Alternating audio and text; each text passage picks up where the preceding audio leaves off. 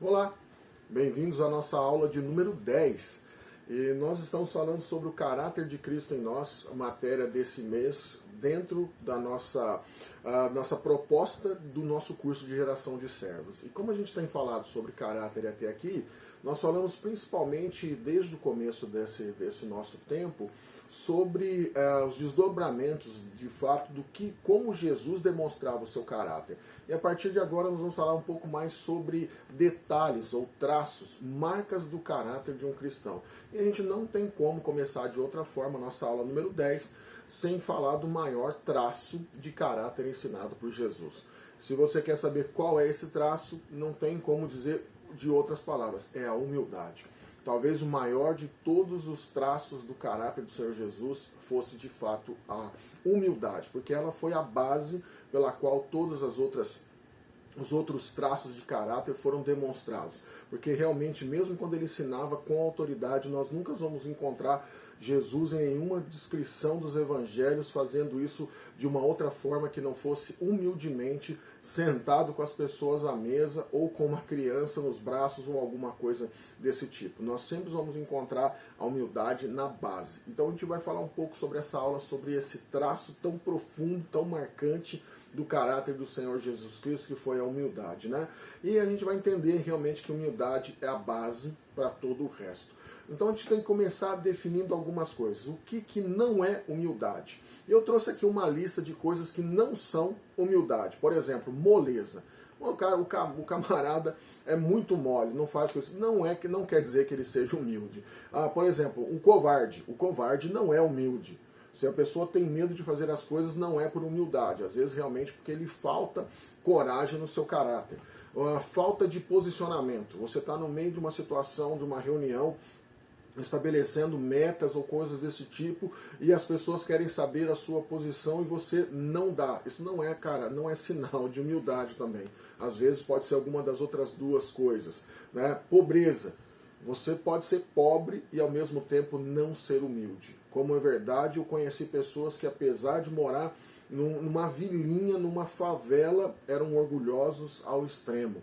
Então, o fato de você não ter bens, não ter recursos materiais, isso não é sinal de humildade. Outra coisa, a educação. Você pode ser uma pessoa muito educada. Só porque você é educado não significa que você seja humilde. Ou uma pessoa gentil da mesma forma, ou uma pessoa modesta. Né? Não, ele é um sujeito muito modesto. Não quer dizer que ele seja humilde. Então, quando nós vamos olhar, muitas coisas são confundidas com humildade. Então, a gente vai ter que partir um pouco para os nossos conceitos e, é claro, olhar o que a Bíblia fala a respeito disso. O dicionário Oxford, ele define humildade da seguinte forma. É uma virtude caracterizada pela consciência das próprias limitações. Isso é muito interessante quando a gente olha dessa forma, né? Uma virtude caracterizada pela consciência, quer dizer, eu sei das minhas próprias limitações. Ao mesmo tempo, ele traduz isso também como simplicidade. Né? E isso é uma coisa de se olhar. O caráter humilde, ele faz as coisas de forma simples. Ele não busca muito a enrolação a respeito disso, mas é uma pessoa que tem a consciência das suas próprias limitações. Então eu sei quem eu sou, eu sei a quem eu pertenço, eu sei qual é o meu propósito. Quando nós olhamos todas essas coisas, sim, nós podemos desenvolver um caráter de humildade como o próprio Senhor Jesus. Mas como eu disse, eu gosto muito da definição bíblica disso. E quando nós olhamos o que a Bíblia fala sobre humildade, os versículos que mencionam sobre humildade, eu separei 2 aqui para nós, nessa nossa aula de número 10. Primeiro está em Romanos, capítulo 12, verso de número 3. Eu peguei aqui a revista e atualizada, tá? Diz assim: por isso, pela graça que me foi dada, digo a todos vocês, ninguém tenha de si mesmo um conceito mais elevado do que deve ter, mas ao contrário, tenha um conceito equilibrado, de acordo com a medida da fé que Deus lhe concedeu. Então, quando nós olhamos humildade na ótica do apóstolo Paulo, é não ter um conceito mais elevado do que deve ter. Eu sei o meu valor, sei quem eu sou, e sei que sem o próprio Deus comigo, eu não sou capaz de realizar nada. Essa talvez seja uma excelente marca de humildade em nós, em que eu sei que eu tenho meu conhecimento, eu consigo passar adiante a mensagem da cruz, eu tenho um ministério, eu tenho um dom que Deus me deu, mas eu sei o meu lugar dentro do reino.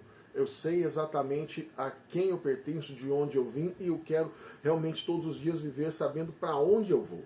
Né? O próprio apóstolo Paulo, falando aos Filipenses, no capítulo 2, no verso de número 3, ele diz: não sejam egoístas, nem tentem impressionar ninguém, sejam humildes e considerem os outros mais importantes que vocês. Então, quer dizer, não sejamos egoístas, nem tentemos impressionar. E ele fala que ser humilde é considerar os outros mais importantes do que você mesmo. Jesus, naquela situação em que os discípulos queriam afastar as crianças dali, ele traz uma criança, coloca no meio e fala que o reino de Deus pertencia a elas e que entravam por esse reino aqueles que se faziam como as crianças. Então até mesmo as crianças Jesus atribui valor. Né? Ele não vem para dizer, olha, eu sou melhor que todos vocês. Eu sou. Ele fala justamente que ele veio para servir, não para ser servido. Então, quando a gente olha por esses versículos e o que o dicionário Oxford fala a respeito de humildade, a gente vai entender que ela é produzida em nós quando nós nos conhecemos verdadeiramente. Quando nós fazemos uma avaliação do nosso eu e nós começamos a trocar esse eu pela questão do nós. Eu não faço mais as coisas por mim mesmo, eu faço isso para um propósito dentro do reino de Deus. A humildade, ela começa quando nós escolhemos nunca mais usar o nosso eu caído, né? O nosso eu que ainda sofre, né? Os males, né? Da minha natureza pecaminosa, e eu para fazer a vontade de Deus. Sabe aquela história do eu acho, eu posso, eu consigo, eu faço, eu quero. Tudo quando você coloca eu, isso não é uma atitude de uma pessoa humilde. Mas se você trocasse esse eu pelo nós achamos, nós podemos, nós fazemos, nós conseguimos, nós queremos. Então você vê que isso traz essa ideia de que é tudo para um corpo. Não é alguma coisa da vontade de alguém. Estabelecer a sua própria vontade geralmente é um grande indício de que falta ao nosso coração muita humildade. Humildade é nós estarmos absolutamente convencidos de que em nós mesmos não há bem nenhum. Não há realmente algo de bom ou algo de valor. Daí nós precisamos genuinamente depender de Deus. Então, quando nós olhamos dessa forma, nós vamos ver que o Jesus fazia isso em todo o tempo, como nós já falamos nas aulas anteriores. Ele dependia única e exclusivamente do Senhor. Sem dependência do próprio Deus, não há humildade. Então, se você entende que você consegue fazer as coisas na força do seu próprio braço, sem precisar recorrer ao Senhor por isso, esse sinal de suficiência, de autossuficiência, é um grande sinal de que te falta também uma dose profunda e verdadeira de humildade. E sem humildade é praticamente impossível nós vivermos e agradarmos ao Senhor, como a gente já vai ver já já. Então quem expressa a genuína humildade produzida pela cruz, né, ele sempre se vai revestir da nobreza de quem reina no descanso da majestade de Deus. Eu não reino porque eu faço parte do reino de Deus. Eu sou filho do Deus Altíssimo. Não, eu reino no descanso de saber que estou debaixo da majestade do Deus Todo-Poderoso. Então quando a gente olha assim, o que a humildade ela deve expressar sempre?